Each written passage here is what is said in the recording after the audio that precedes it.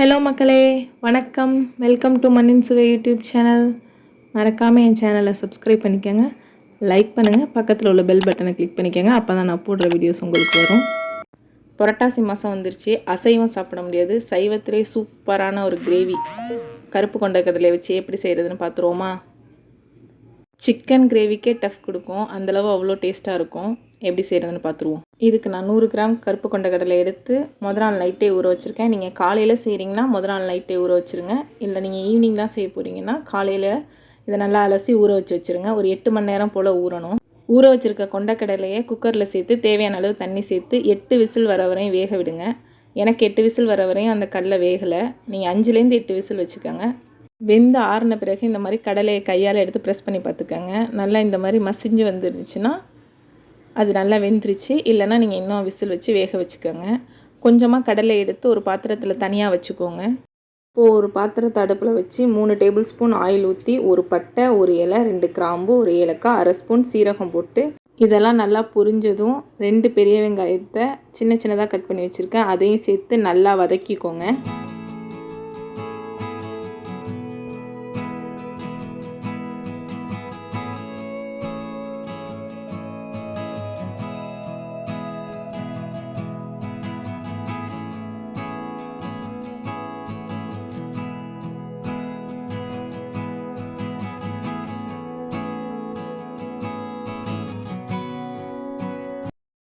பெரிய வெங்காயம் நல்லா கோல்டன் ப்ரௌனாக வதங்கி வந்ததும் 1 டேபிள் ஸ்பூன் இஞ்சி பூண்டு விழுதை சேர்த்து இதையும் நல்லா வதக்கிக்கோங்க.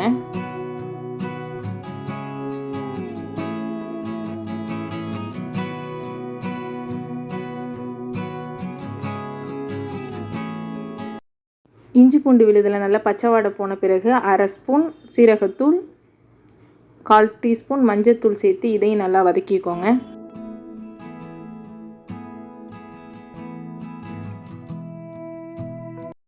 இது கூடவே 1 டேபிள் ஸ்பூன் மிளகாய்த்தூள், 1/2 டேபிள் ஸ்பூன் மல்லித்தூள், 1/4 டீஸ்பூன் கரம் மசாலா சேர்த்து நல்லா வதக்கிக்கோங்க.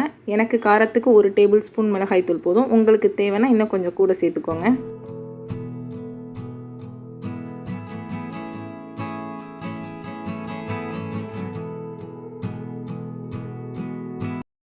மசாலாவில் பச்சை ஸ்மெல் போனதும் நம்ம அரைச்சி வச்சுருக்க தக்காளி விழுதையும் சேர்த்து நல்லா வதக்கிக்கோங்க.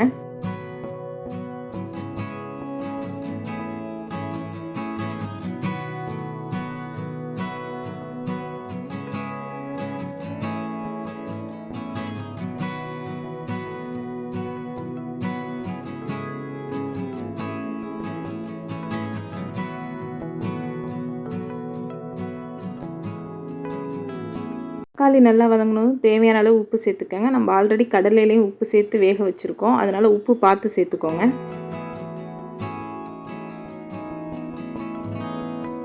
இப்போ நம்ம வேக வச்சுருக்க கொண்டக்கடலையை அந்த தண்ணியோடையே இந்த மசாலாவோட சேர்த்து நல்லா கிளறி விடுங்க.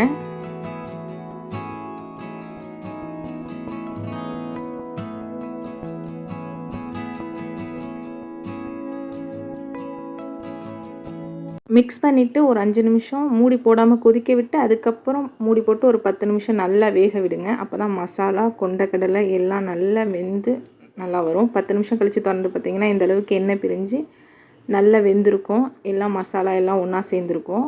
அதை நல்லா மிக்ஸ் பண்ணி விட்டு கொதிக்க விடுங்க. இந்த கிரேவி நல்லா திக்காக தளத்தலன்னு இருக்கணும். இப்போ எடுத்து பார்த்திங்கன்னா கொஞ்சம் தண்ணியாக இருக்கும். நம்ம ஆல்ரெடி வேக வச்சு கொஞ்சம் கொண்டக்கடலை எடுத்து வச்சுருக்கோம்ல, அதை நல்லா மசிச்சு விட்டுக்கோங்க. அப்படி இல்லைன்னா மிக்சியில் போட்டு ஒரு பல்ஸ் மோடில் விட்டு எடுத்து இந்த குருமாவோடு சேர்த்து நல்லா கிளறி விடுங்க. கிளறி விட்டிங்கன்னா நல்லா திக்காக தளத்தலன்னு வரும்.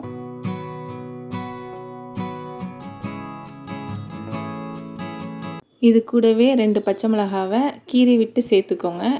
இது நல்லா கொதித்து வரப்போ கடைசியாக இறக்க போகிறதுக்கு ஒரு 5 நிமிஷம் 10 நிமிஷத்துக்கு முன்னாடி பச்சை மிளகாய் சேர்த்து நல்லா வேக விட்டிங்கன்னா டேஸ்ட்டு நல்லா சூப்பராக இருக்கும். ஒரு காரமாக நல்லா டேஸ்ட்டாக இருக்கும். நான் ஆல்ரெடி 1 ஸ்பூன் தான் மிளகாய்த்தூள் சேர்த்துருக்கேன், அதனால் இப்போ 2 பச்சை மிளகாய் சேர்த்துருக்கேன். உங்கள் காரத்துக்கு ஏற்ப நீங்கள் எப்படி சேர்க்கணுமோ அதை சேர்த்துக்கோங்க. கொஞ்சம் தண்ணி சேர்த்து இதை ஒரு 10 நிமிஷம் கொதிக்க விட்டுட்டிங்க, கொஞ்சம் கொத்தமல்லி தூவி இறக்கிட்டிங்கன்னா டேஸ்ட்டான கிரேவி ரெடி.